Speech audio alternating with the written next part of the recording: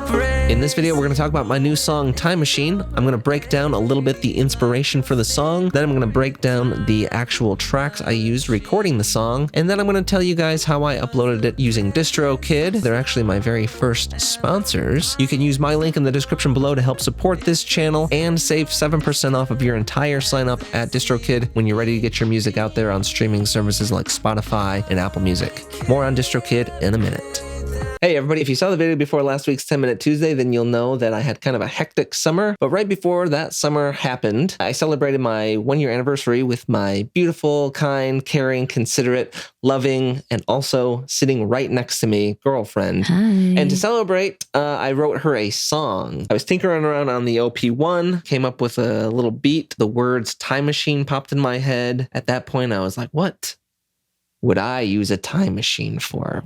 What would I time travel for? And then I remembered that Lauren likes Back to the Future. So I was like, well, there you go. I can write this song about Lauren. In order to make the song kind of about her, I wrote some lyrics mentioning my mind can't stop racing, going 8/80 in reference to the Back to the Future stuff. And then to make it really about her, I included the word Calexico. To her, Calexico is a restaurant. A Tex-Mex restaurant. A Tex-Mex restaurant. Yeah. Rumor has it that somebody had too much organic chocolate.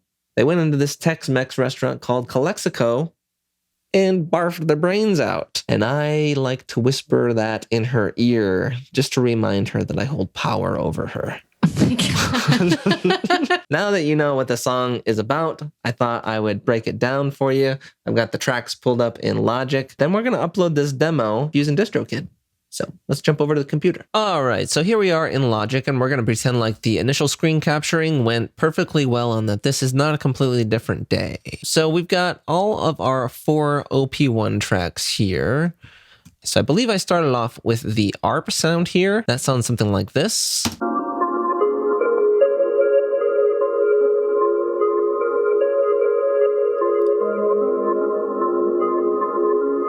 I believe I ran that through the reverb of the SP404. I think the delay is probably the built-in delay on the OP-1. So let's go through the bass sound.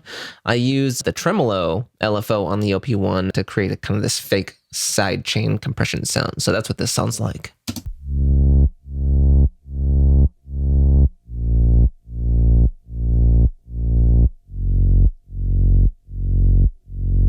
So far up to this point, everything has been recorded directly out of the OP-1 and I haven't used any processing or effects on it. It's just been straight OP-1 audio. But when I recorded the drums, I felt like the high end was a little too sharp. So I took the high end off with this channel EQ plugin in Logic. But the drums sound like this.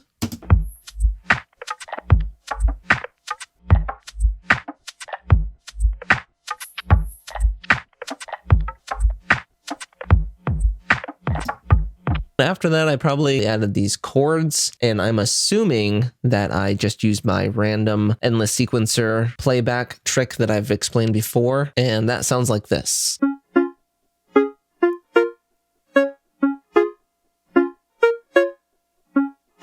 Kind of just sounds like Super Mario 3 chords or something like that to me. But after I got all 4 of these in Logic, this is what it started sounding like.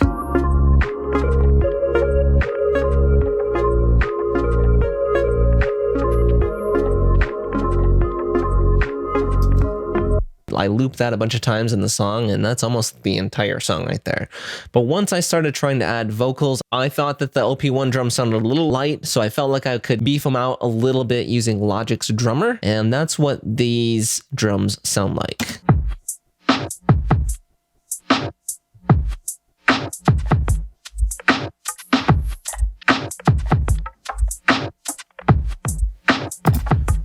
Just kind of gives it that more steady beat. And then the main part I did a lot of effects processing with is the vocals. Let's just go through how they sound, and then I'll break down the effects chain that I used for the vocals. I wanna view what it's like in the future, so I'm building a time machine. Let's not get too caught up on my singing abilities, and instead let's look at these effects. Okay, let's see. We started off with Wave's noise suppressor. I use this tool a lot. After that, we did just a basic channel EQ, and this is Logic's built-in EQ. Looks like I used the soften lead vocals preset. I probably tweaked it a little bit. I'm not a professional mixer. If I were, you would see all these duplicate effects. I would probably put them on like a bus and send every signal to that one bus. But, you know, I'm not a professional. Anyway, then I used the GW voice-centric plugin. I think I just basically turned this on and left it be. And after that, we went down to FabFilter, Pro Q3. Looks like I used the preset there, Vocal Lead 3. Then we used Wave's D-Breath, and here we go. We got H-Comp. I use H-Comp as my main compressor. Most of the time, I don't have a specific reason why. I just think this one works. And so I used it. And these are the settings that I used, apparently. I usually crush things pretty good with this compressor. After that, we use what you hear most in there is some pitch correction. I didn't have it completely T-paned out here. If you take the response down to 0, you get a very hard auto-tune.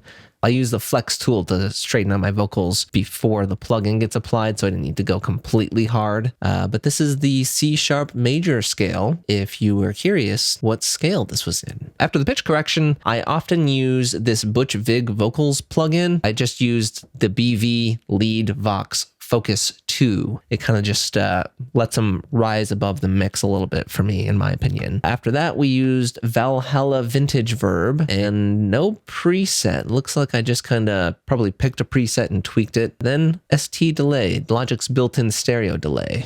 Without that, it kind of is a little bit dry. Here's what it sounds like with no plugins. Will we have flying cars? Will we migrate to Mars? Will you still wake up next to me? Of you, what it's like in the future, so I'm building a time machine. And then I have this ensemble plugin turned off on all of these. I was probably trying to cheat my way into doubling the vocals and it just didn't work, so I turned it off with everything turned on.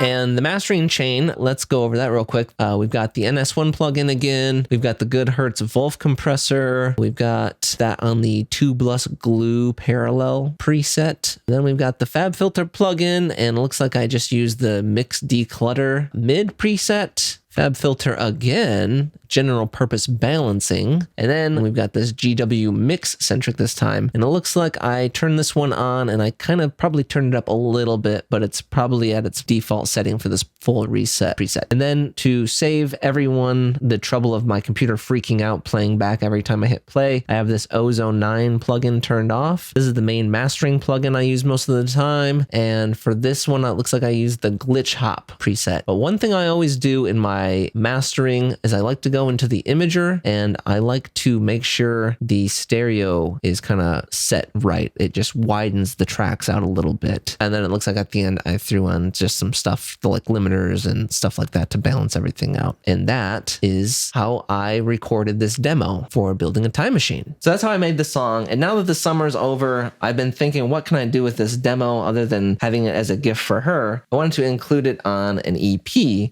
And I have 3 songs total. This is the last song on the EP. I've been working on the first song recently, and I'm really liking how that's coming along. And there's a middle song that I just have a beat for right now, and some lyrics. I haven't recorded any vocals. I'm going to make this EP, and I'm going to share this demo with you as kind of like a kickoff, because I'm going to change some things about this song. I'll be able to show you guys how I'm taking these demo songs and making them into a finished track. But right now, I'm going to upload this track to Spotify, Apple Music, all the places you would want to stream so you guys can hear this full demo. And I'm going to do that using DistroKid. Okay, and again, let's go ahead and pretend like the first screen capture worked out perfectly and this isn't already uploaded already. So we're going to go ahead up into our menu once you're logged into DistroKid and hit the upload button. This is all of the services that DistroKid sends to. If you, for some reason, don't want your music on these services, easily uncheck them. You get to go ahead and pick how many songs you're uploading right now. I'm only uploading a single, which was never released. It is under my name, and I am already on Spotify, but don't forget, if you need to get your music out there on the streaming services, just use the link down below. You get to save 7% off of your entire sign-up with DistroKid and do exactly what you're seeing me do right now. And then I set the release date to October 27th. I just left it at midnight, and I left this time synchronization thing as a default. I figured I wasn't going to announce this too much, so I didn't really need anyone to be able to pre-order it. And this 86 and 8 is what I wrote down as the record label. You can put anything you want in here, and I might explain what 86 and 8 is in a future video. After that, you go through and upload your album art. This is what my album art looks like. The language is in English. This was where I had a little bit of trouble. I'm not good at picking my genre. I believe I picked alternative and electronic as my genres when I initially uploaded this. And this is where you get to tell DistroKid what the song title is. So I typed in Time Machine. I put that it was a demo, but DistroKid wants you to know that you have to use your parentheses before you use your brackets. And then you pick your audio file right here. I am the songwriter on this one, so I kept that checked. I filled in my name for this one.